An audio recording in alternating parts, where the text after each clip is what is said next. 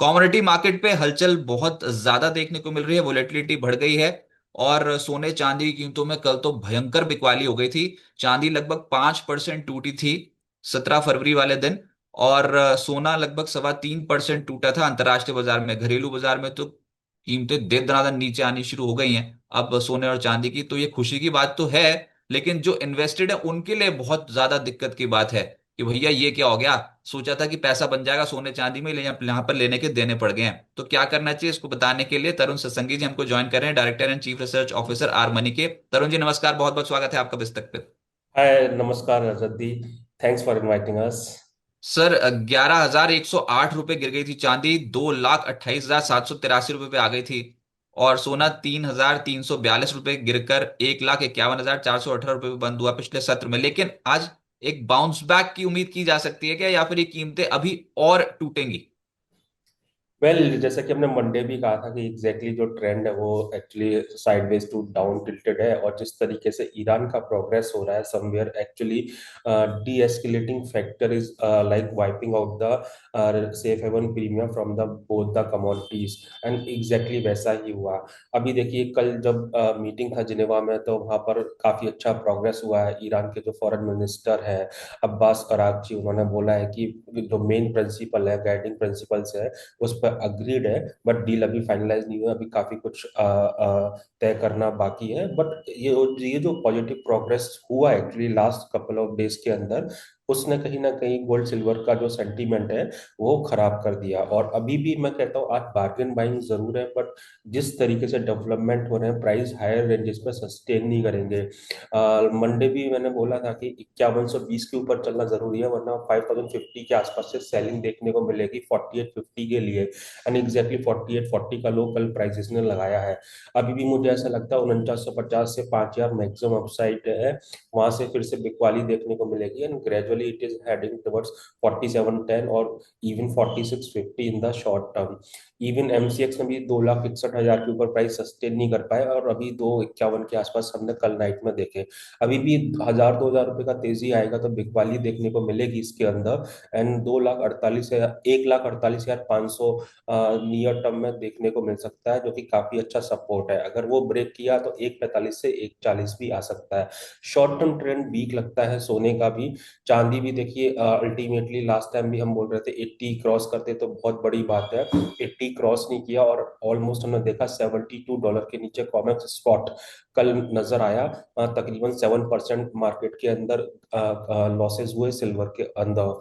अभी ऐसा लगता है 70-71 के आसपास सपोर्ट जरूर है, बट जिस तरीके से मार्केट के अंदर ट्रिगर है, पॉसिबिलिटी है कि वो कट सकता है। वंस अगेन 65-64 डॉलर के आसपास चांदी आ सकती है।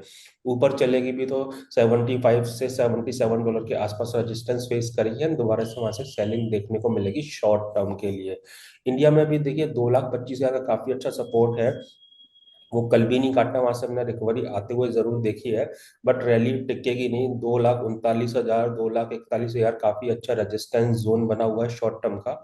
वहां से वंस अगेन मार्केट में सेलिंग देखने को मिलेगी। 2,25,000 अगर कटता है तो पॉसिबिलिटी है ग्रेजुअली हम 2 लाख तक भी चांदी को आते हुए देखें।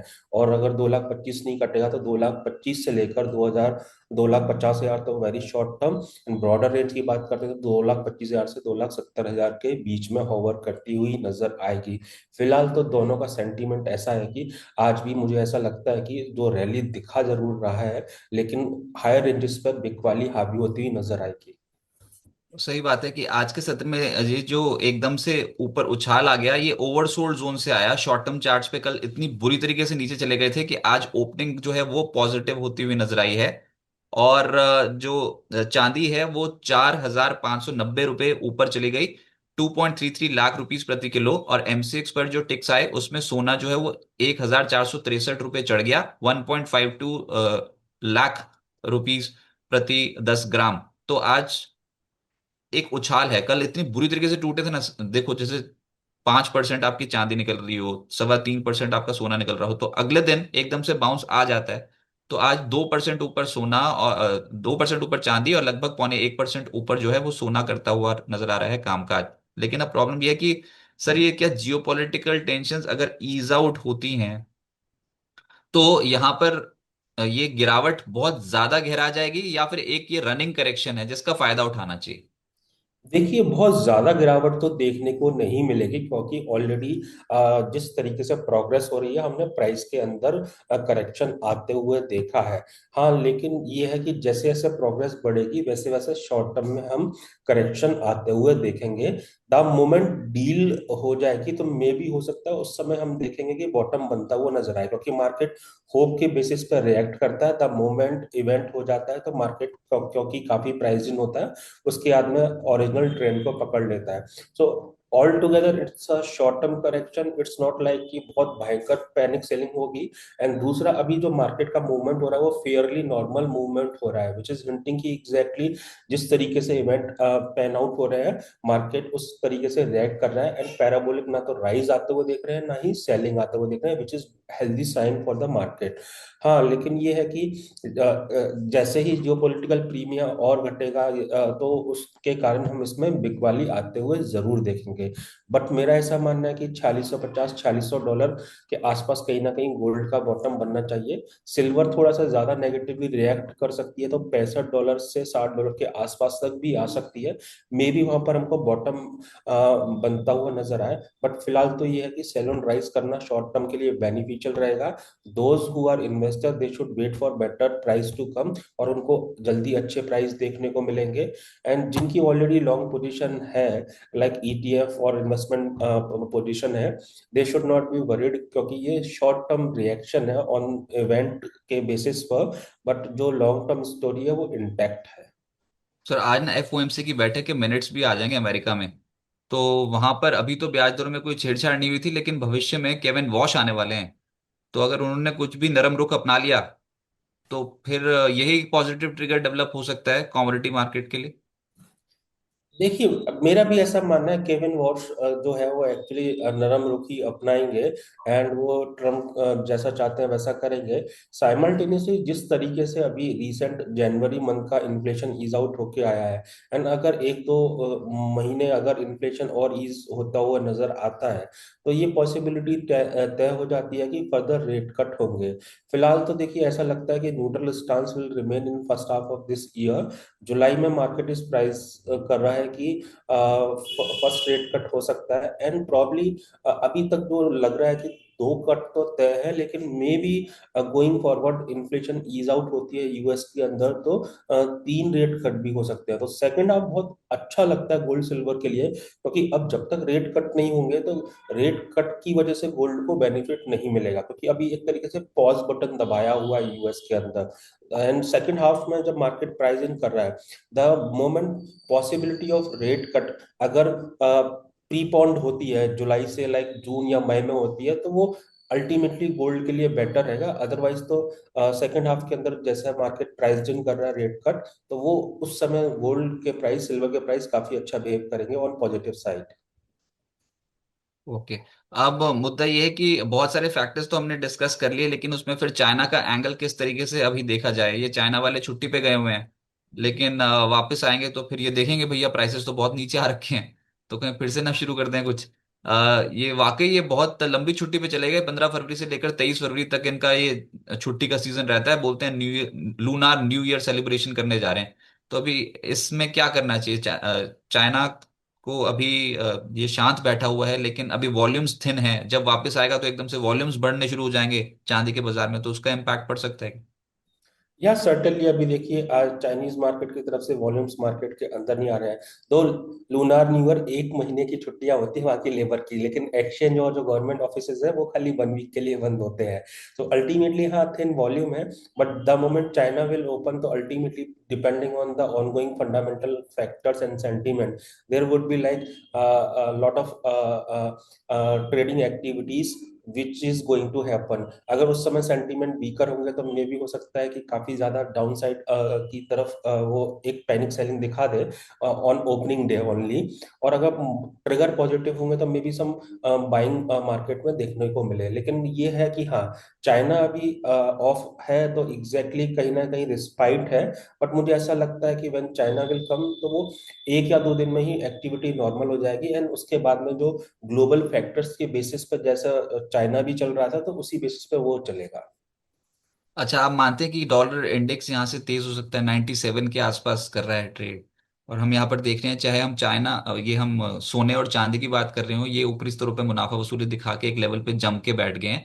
लेकिन बेस मेटल्स में भी कुछ नहीं हो रहा है, बेस मेटल्स भी ऊपरी स्तरों पे प्रॉफिट बुकिंग दिखा रहे हैं, और डॉलर इंडेक्स 97 के आसपास कुछ स्टेबल होने की कोशिश कर रहा है। लग रहा है कि डॉलर का दबदबा फिर से वर्ल्ड इकोनॉमी में बढ़ना शुरू होगा क्या अभी? देखिए लास्ट ईयर मई से देखिए डॉलर इंडेक्स ने कई बार कोशिश किया, लेकिन वो $100 के 100 पॉइंट के ऊपर चल नहीं पाया। अभी दो नीचे से हम रिकवरी देखा है आते हुए, 95.50 और पॉइंट से अभी 97 के आसपास चल रहा है। बट अभी भी जो ब्रॉडर ट्रेंड है एग्जैक्टली वो नेगेटिव ही है। मुझे नहीं लगता इसके अंदर खास तेजी आएगी जब तक कि ये 100 के ऊपर चलना चालू होगा। And I am of the opinion कि एग्जैक्टली दो रशिया ने बात किया है एग्जैक्टली वो डॉलर में ट्रेड करेगा। वी नीड टू सी कि when this is going to happen. And simultaneously अभी जो ओवरऑल आउटलुक है वो डॉलर का वीकर रहेगा। और अल्टीमेटली फर्दर रेट कट की अगर हम बात कर रहे हैं तो उस केस में करेंसी स्ट्रांग होती ही नहीं है। अल्टीमेटली आप जब भी स्टिमुलस दोगे या इकोनॉमी के अंदर ज्यादा लिक्विडिटी पंप इन करोगे तो वो उस देश की करेंसी के लिए वीकर रहता है। सो मेरा ऐसा मानना है gradually it is heading towards 95 once again, and probably हो सकता है 93 से 92 भी देखने को मिले। आप देखिए एग्जैक्टली सीएफटीसी का डेटा भी देखें तो अल्टीमेटली जो वीकली डेटा आता है दैट इज ऑल्सो शोइंग कि जो नेट शॉर्ट पोजीशन है वो एक्चुअली 12 साल के हाईएस्ट लेवल पे है। यानी कि traders are expecting prices to come down. तो मुझे ऐसा लगता है अभी तेजी तो देखने को नहीं मिलेगी। हाँ, 2-3 दिन का तेजी मंदी आना is a different thing, but overall जो आउटलुक है वो डॉलर इंडेक्स का अभी भी वीक है। ओके, तो अब वही बात कि शॉर्ट टर्म में ट्रेडर्स क्या करें? कमोडिटी 38% डाउन है अपने लाइफ, 39 39% नीचे है अपने लाइफ हाई लेवल से सिल्वर अंतर्राष्ट्रीय बाजार में। तो अभी इन्वेस्टर्स क्या करें और ट्रेडर्स क्या करें? पहले तो शॉर्ट टर्म का आउटलुक क्या है?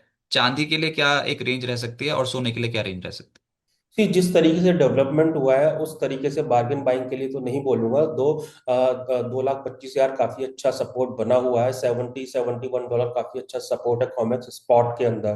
बट मुझे ऐसा लगता है कि कोई भी जंप आता है सिल्वर के अंदर 2,37,000 से 2,38,000 के आसपास, वहां पर वंस अगेन सेलिंग देखने को मिलेगी। और 2,41,000 के ऊपर जब तक नहीं जाएगा इसमें तेजी का माहौल नहीं आएगा। एंड 2,25,000 तो near term target downside में लेके चल सकते हैं। The moment that is breached 2 lakh के आने की तैयारी हो जाएगी। कमिंग टू द गोल्ड, अभी देखिए ब्रॉडर जो ट्रेंड है वीकर ही रहेगा फॉर शॉर्ट टर्म जब तक कि 1,61,000 के ऊपर प्राइस नहीं चलेंगे। आज तो गैप अप ओपनिंग हुई है उसके बावजूद भी हम देख रहे हैं हाई से प्राइसेस ऑफ हुए हैं। आई थिंक 1,54,500 1,55,000 के आसपास अगर मिलेगा तो वहां पे प्राइस सस्टेन नहीं कर पाएंगे। वहां से एटलीस्ट शॉर्ट टर्म में फिर से सेलिंग देखने को मिलेगी। एंड मुझे नहीं लगता कि इतना आसानी से 1,57,000 ऊपर की तरफ जाएगा। एंड ग्रेजुअली देखिए ये कल का लो तो काटने की तैयारी कर ही रहा है। 1,50,730 का लो था, वो मेरे हिसाब से आज या कल में काट देगा। एंड ग्रेजुअली 1,48,500 शॉर्ट टर्म में देखने को मिल सकते हैं इसके अंदर। निवेशक को मैं यही सलाह दूंगा कि एग्जैक्टली अभी अगर आपका पोजीशन नहीं है आपको वेट करना चाहिए। अभी शॉर्ट टर्म में करेक्शन एमिनेंट लग रहा है। एंड वो करेक्शन जैसे ही ओवर होगा आपको अच्छे लेवल मिलेंगे, वहां पे बाय करना आपके लिए बेटर रहेगा। वही तो, एक करेक्शन ही कहाँ पर और होगा यही नहीं समझ में आ रहा है। तो बहुत तगड़ी बिकवाली हो गई है, ये पूरे कमोडिटी मार्केट में हलचल मची हुई है अभी तो। ये अचानक से ही साल के शुरू में तो सब लोग बहुत जबरदस्त तरीके से ऊपर जा रहे थे, सिल्वर गोल्ड और ये सब बहुत ऊपर जाएगा बहुत ऊपर जाएगा हो रहा था। अच्छा, ये सब कहाँ गए? कॉपर पैलेडियम, खबरें नहीं बन रही, रीलें नहीं बन रही। ये अच्छा अचानक से रुक क्यों गया सब कुछ मामला? ये फिर से चल पड़ेंगे क्या? यार देखिए अल्टीमेटली चलेंगे तो फिर से सही है, लेकिन क्या था कि जैन मंथ के अंदर not only gold silver even most of base metals के अंदर भी हमने पैराबोलिक राइज आते हुए देखा था। अभी क्योंकि चाइना की तरफ से डिमांड नहीं आती है टिपिकली जैन मंथ में फेब में, जैसे कि अभी आपसे डिस्कस ही हुआ लूनार न्यू ईयर की वजह से मार्च ऑनवर्ड्स हम डिमांड चाइना की तरफ से फिर से आते हुए देखते हैं। तो बेस मेटल्स विल परक up from March onwards and will have a like robust demand going forward. हाँ, अभी क्या था कि too soon too much rise जो हो चुका था तो कहीं ना कहीं अभी उसको मार्केट डाइजेस्ट कर रहा है और returning back to the mean हो रहा है। बट मुझे अभी भी लगता है कि स्टोरी विल कंटिन्यू। बट अभी हाँ, शॉर्ट टर्म में नो डाउट बेस मेटल के अंदर भी करेक्शन देखने को मिलेगा। Right sir. सर बहुत शुक्रिया आपका हमारे साथ जुड़ने के लिए और कमोडिटी मार्केट पे बात करने के लिए, बहुत बहुत शुक्रिया। Thanks for inviting us. Sir.